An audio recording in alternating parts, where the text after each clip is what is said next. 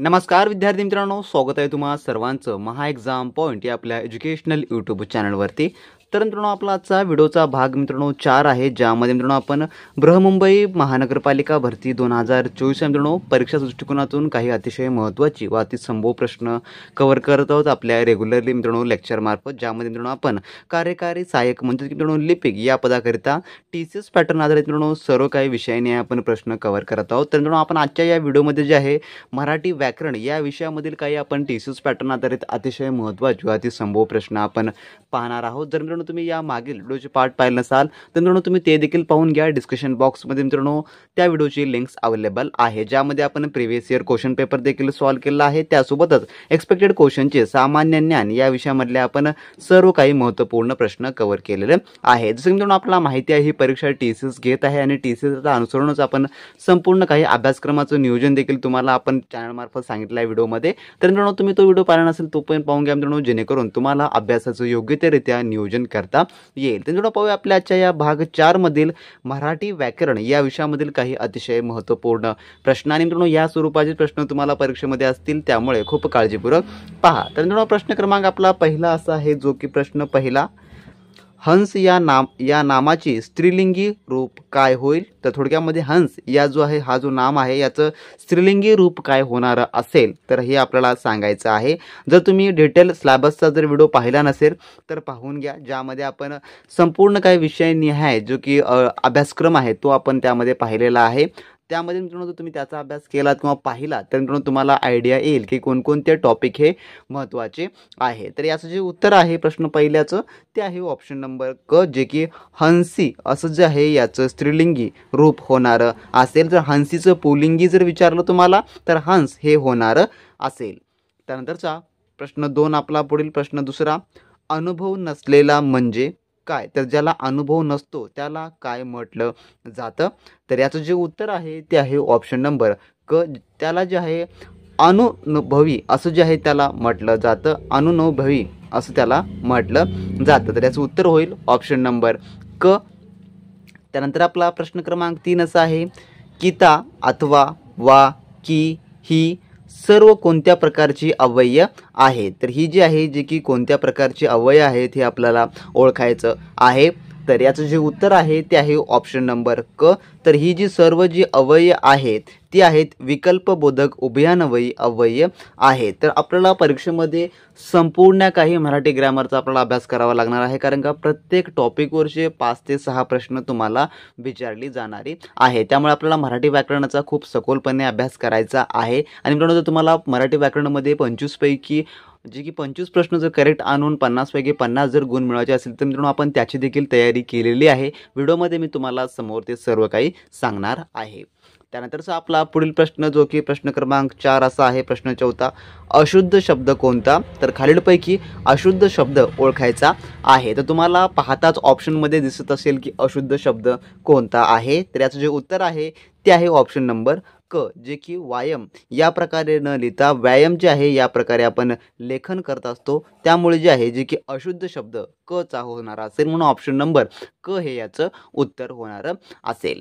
त्यानंतरचा आपला पुढील प्रश्न जो की प्रश्न क्रमांक आपला 5वा असा आहे, कोसला हा ग्रंथ कोणी लिहिला आहे? कोसला, तर याचं जे उत्तर आहे ते आहे मित्रांनो ऑप्शन नंबर ब, जे की भालचंद्र नेमाडे यांनी जे आहे कोसला हा जो ग्रंथ लिहिलेला आहे, त्यामुळे ऑप्शन नंबर ब हे याचं उत्तर होणार असेल। तर परीक्षेमध्ये तुम्हाला जे की ग्रंथ आणि त्यांचे लेखक यावर आधारित देखील परीक्षेमध्ये प्रश्न विचारला जातो। तर हा प्रश्न GK मध्येच नसून मराठी ग्रॅमरमध्ये देखील तुम्हाला हा प्रश्न विचारला जाऊ शकतो। त्यामुळे मित्रांनो मराठी व्याकरणामधील किंवा मराठीचे जेवढे काही साहित्यिक आहेत किंवा फेमस साहित्यिक आहेत, सुप्रसिद्ध पुस्तकं वगैरे, तर त्याचे तुम्ही एक वेळेस मित्रांनो जे काही ग्रंथ आहेत किंवा त्यांचे लेखक आहेत किंवा जे काही फेमस लेखक असतील त्यांची जी काही ग्रंथ आहेत हे जर तुम्ही एक वेळेस वाचून घेतलात, नजर जरी फिरवलात, तरी मित्रांनो तुम्हाला परीक्षेमध्ये त्या रिलेटेड क्वेश्चन आल्यास तुम्ही त्याचं योग्य ते उत्तर निवडू शकता। त्यानंतरचा आपला पुढील प्रश्न पाहू जो की प्रश्न क्रमांक 6 असा आहे, कुसुमाग्रज हे कोणाचे टोपण नाव आहे? तर हा तर प्रश्न बऱ्याचशा एक्झाम्स मित्रांनो रिपीट विचारण्यात आलेला प्रश्न आहे आणि हा बेसिक जीकेचा एक क्वेश्चन म्हणू शकतो आपण आणि मराठी ग्रामरचं देखील क्वेश्चन्स आपण म्हणू शकतो, कारण का हा क्वेश्चन दोन्ही सेक्शनमध्ये तुम्हाला विचारला जाऊ शकतो. तर कुसुमाग्रज हे कोणाचे टोपण नाव आहे? तर याचं जे उत्तर आहे ते आहे ऑप्शन नंबर ब, जे की विष्णू वामन शिरवाडकर यांचं जे टोपण नाव आहे ते कुसुमाग्रज असं आहे, कुसुमाग्रज म्हणून ओळखलं जातं त्यांना. त्यानंतर आपला पुढील प्रश्न जो की प्रश्न 7 असा आहे, खालीलपैकी कोणती नदी महाराष्ट्रातून वाहत नाही? तर महाराष्ट्रातून वाहत नाही असं म्हटलेलं आहे खालीलपैकी. तर याचं उत्तर जे आहे ते आहे ऑप्शन नंबर जे की ड, कावेरी ही जी नदी आहे जी की महाराष्ट्रातून वाहत नाही, तर बाकी कृष्णा, भीमा, गोदावरी या सर्व जे की नद्या ज्या आहे जे की महाराष्ट्रातून वाहतात, म्हणून ऑप्शन नंबर ड हे याचं उत्तर होणार असेल. तसंच मित्रांनो तुम्हाला जर मराठी व्याकरणाची व तसंच इतर विषयाची मित्रांनो परिपूर्ण तयारी करायची असेल आणि ते पण मित्रांनो स्ट्रिक्टली IBPSच्या पॅटर्ननुसार, तर मित्रांनो आपल्याकडे ऑलरेडी मित्रांनो TCS पॅटर्न आधारित BMC स्पेशल मित्रांनो टेस्ट सिरीज व नोट्स मित्रांनो उपलब्ध आहेत, ज्याद्वारे मित्रांनो टेस्ट सिरीजमधून तुमचा सर्व काही TCS पॅटर्न आधारित मित्रांनो अभ्यासक्रम कव्हर होणारा असेल, जो की तुमचा सराव हा प्रश्नाचा होणार असेल, ज्यामध्ये मराठी व्याकरण असेल किंवा मित्रांनो मॅथ रिझनिंग असेल किंवा GK असेल किंवा इंग्लिश ग्रामर असेल, तर संपूर्ण काही 200 गुणाची मित्रांनो त्या ठिकाणी तुमची तयारी होणारी असेल. आणि ज्या विद्यार्थ्यांना नोट्स हवे असतील किंवा नोट्सद्वारे तुम्हाला अभ्यास करायचा असेल, तर मित्रांनो आपल्याकडे ईबुक देखील आता उपलब्ध झालेले आहे, ज्यामध्ये मित्रांनो आपण सर्व काही विषयनिहाय परिपूर्ण आपण अभ्यासक्रम इन्क्लूड केलेला आहे. जर मित्रांनो तुम्ही टेस्ट सिरीज प्लस जर मित्रांनो आपले ईबुक मिळवलात, तर मित्रांनो तुम्हाला मार्केटमधलं कोणतेही बुक्स खरेदी करण्याची गरज पडणार नाही किंवा मित्रांनो तुम्हाला कोणतेही एक्सपेन्सिव्ह कोचिंग लावण्याची गरज पडणारी नाही. त्याद्वारे तुम्हाला सर्व काही मित्रांनो अभ्यासक्रम प्रोव्हाइड केला जाईल आणि त्यासोबत मित्रांनो तुम्हाला BMC रिलेटेड देखील संपूर्ण काही A to Z माहिती तुम्हाला त्या ठिकाणी उपलब्ध करून दिली जाणारी असेल. त्यामुळे ज्या विद्यार्थ्यांनी अजूनही आपले टेस्ट सिरीज प्लस मित्रांनो ईबुक घेतला नसेल, त्यांनी आपल्या व्हॉट्सअप सेलरशी कॉन्टॅक्ट करून मित्रांनो सर्व काही मिळवून घ्या. त्यांची लिंक डिस्क्रिप्शन बॉक्समध्ये मिळेल मित्रांनो, तुम्ही त्यांच्याशी कॉन्टॅक्ट करून ते सर्व काही मिळवून घ्या. 5 मिनिटांमध्ये मित्रांनो तुम्हाला सर्व काही सॉफ्ट कॉपीच्या माध्यमातून तुमच्या व्हॉट्सअपवरती अवेलेबल करून दिलं जाणार असेल आणि मित्रांनो त्यामधलंच तुमच्या परीक्षेमध्ये बऱ्यापैकी विचारलं जाऊ शकतं, त्यामुळे ते परीक्षा दृष्टिकोन अजून खूप अतिशय महत्त्वाचं आहे. ज्या विद्यार्थ्यांना अतिशय कमी वेळामध्ये चांगलं पद मिळवायचं असेल त्यांनी नक्की त्याचा अभ्यास करावा मित्रांनो. त्यानंतरचा आपला पुढील प्रश्न जो की प्रश्न क्रमांक 8 असा आहे, नदीचे पाणी निळेशार आहे या वाक्यात विशेषण कोणते? तर या वाक्यातील जे आहे विशेषण ओळखायचं आहे.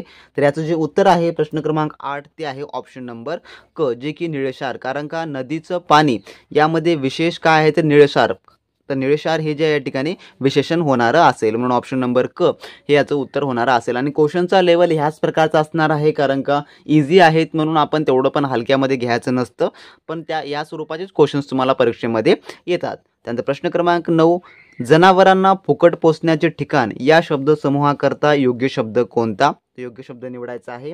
तर याचं उत्तर आहे ऑप्शन नंबर ड, जे की त्याला पांजरपोळ असं जे आहे ते म्हटलं जातं. ऑप्शन नंबर ड हे याचं उत्तर होणार असेल. त्यानंतर प्रश्न क्रमांक आपला 10, एका माळेचे मणी या म्हणीचा अर्थ ओळखा किंवा सांगा, खालीलपैकी कोणता होईल? तर याचं उत्तर जे आहे ते आहे ऑप्शन नंबर अ, जे की एकासारखे असं जे आहे याचा अर्थ होणारा असेल. त्यानंतरचा प्रश्न क्रमांक आपला 11, यमक, अनुप्रास, उपमा हे कसले प्रकार आहेत? तर याचं जे उत्तर आहे ते आहे ऑप्शन नंबर ब. तर हे सर्व जे आहे जे की अलंकाराचे प्रकार आहेत. यमक, अनुप्रास, उपमा हे संपूर्ण काही अलंकाराचे प्रकार आहेत, म्हणून ऑप्शन नंबर ब हे याचं उत्तर होणारं असेल. त्यानंतर आपला पुढील प्रश्न जो की प्रश्न क्रमांक 12 आहे, मी शाळेच्या इमारतीत पाऊल टाकले आणि पावसाला सुरुवात झाली या वाक्यात उभयान्वयी अव्यय कोणता? तर यामध्ये कोणता आहे? तर याचं उत्तर आहे ऑप्शन नंबर ब, जे की आणि हे जे आहे जे की उभयान्वयी अव्ययचं आहे, म्हणून ऑप्शन नंबर ब हे याचं उत्तर होणारं असेल. त्यानंतरचा आपला प्रश्न क्रमांक 13, अमितने आंबा खाल्ला असेल हे वाक्य कसले उदाहरण आहे? तर हे वाक्य कोणत्या प्रकारचं किंवा कोणत्या काळामधलं उदाहरण आहे? तर याचं उत्तर जे आहे ते आहे ऑप्शन नंबर क, जे की पूर्ण भविष्यकाळ. काय म्हटलं आहे ना, अमितने आंबा खाल्ला असेल, जी की क्रिया जी की भविष्यामध्ये पूर्ण झालेली म्हणजे भविष्य दर्शवत आहे, जे की पूर्ण झालेलं भविष्य दर्शवत आहे, म्हणून पूर्ण भविष्यकाळामधलं हे जे की वाक्य होणारं असेल. तर परीक्षेमध्ये तुम्हाला काळावर आधारित देखील प्रश्न विचारले जाणार असतील, त्यामुळे जर तुम्ही आपल्या ईबुक व टेस्ट सिरीजमधल्या प्रश्नांचा व ईबुकचा जर मित्रांनो अभ्यास केलात तर तुम्हाला या सर्व प्रकारच्या प्रश्नांचा मित्रांनो A to Z अभ्यास होऊन जाईल आणि परीक्षेमध्ये तुम्ही अचूक पद्धतीने कमी वेळामध्ये अशा प्रकारच्या प्रश्नांची उत्तरे तुम्ही देऊ शकाल।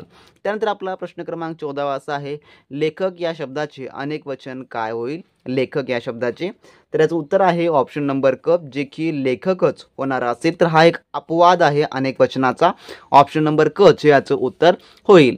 त्यानंतर प्रश्न 15 आपला, जसे विटांचा ढीग तसे वेलींचा काय होईल? तर वेलीचा समोर काय होईल?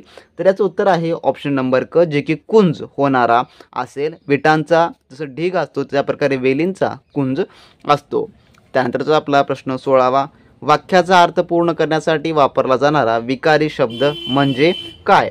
तर याचं उत्तर आहे ऑप्शन नंबर ब, ज्यालाच की क्रियापद असं जे आहे ते म्हटलं जातं। वाक्याचा अर्थ पूर्ण करण्यासाठी वापरला जाणारा विकारी शब्द म्हणजे क्रियापद होय। ऑप्शन नंबर ब हे याचं उत्तर या ठिकाणी होणारं असेल। तर मित्रांनो असे हे आपल्या आजच्या व्हिडिओमध्ये टॉप आपण काही मराठी ग्रॅमरचे क्वेश्चन्स आपण कव्हर केले आहेत आणि ह्या प्रकारचेच क्वेश्चन तुमच्या येणाऱ्या BMC एक्झाममध्ये देखील मित्रांनो विचारले जाणारे असतील। त्यामुळे तुम्ही अशा प्रकारचा अभ्यास करणं खूप अतिशय महत्त्वाचं आहे। आणि ज्या विद्यार्थ्यांना कमी वेळेमध्ये परिपूर्ण तयारी करायची असेल, टेसिस पॅटर्न खूप बारकाईनं अभ्यास करायचा असेल तर त्यांनी आपल्या व्हॉट्सअप सेलरशी कॉन्टॅक्ट करून सर्व काही A to Z टेसिस पॅटर्न आधारित टेस्ट सिरीज व नोट्स मित्रांनो मिळवून घ्या। डिस्क्रिप्शन बॉक्समध्ये आपल्या ऑफिशियली व्हॉट्सअप सेलरची लिंक उपलब्ध आहे मित्रांनो आणि आपल्या सेलर थ्रू सर्व काही व्हॉट्सअपद्वारे तुम्ही मिळवून घ्या मित्रांनो। तर ते जर मिळवला तर तुम्हाला कोणतेही बुक्स किंवा कोचिंगची गरज भासणारी नाही। आणि मित्रांनो अशा प्रकारचे व्हिडिओ पाहण्यासाठी तुम्ही आपल्या चॅनलला सबस्क्राईब करून घ्या, चॅनलवर नवीन असाल आणि प्रिव्हियस व्हिडिओ देखील मित्रांनो नक्की पाहून घ्या। भेटूया आपण व्हिडिओच्या नेक्स्ट पार्टमध्ये नवीन प्रश्नांसोबत,